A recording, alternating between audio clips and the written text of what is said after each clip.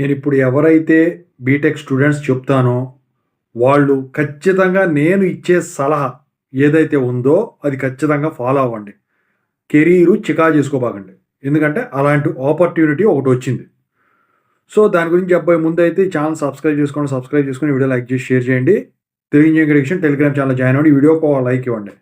ఇక టాపిక్‌లో వెళితే ఏంటంటే, ఎవరైతే బీటెక్‌లో ట్రిపుల్ ఈ మెకానికల్ చేసున్నారో వాళ్ళందరికి కూడా బ్రహ్మాండమైన ఆపర్చునిటీ గవర్నమెంట్ జాబ్ రూపంలో, అది కూడా సెంట్రల్ గవర్నమెంట్ జాబ్ రూపంలో వాళ్ళు నోటిఫికేషన్ రిలీజ్ చేశారు.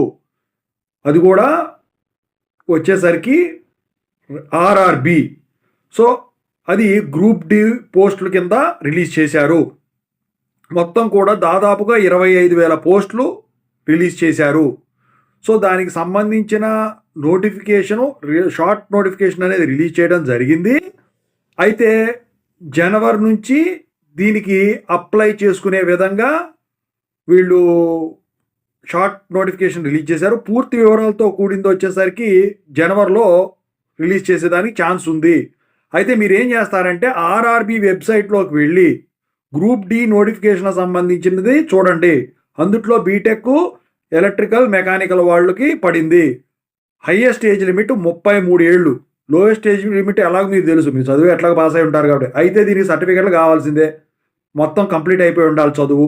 ఎవరైతే జాబ్‌లెస్‌గా ఉన్నారో వాళ్ళందరూ అయితే ఖచ్చితంగా అయితే ఇది మాత్రం అప్లై చేసుకోండమ్మా. నా మాట విని. ఎందుకంటే ఆ వేరు, ఈ వేరు అని చెప్పేసి ఎళ్ళబాకండి. అక్కడ మీరు అనుకున్నట్టు ఏమీ లేవు. ఓకేనా? అది.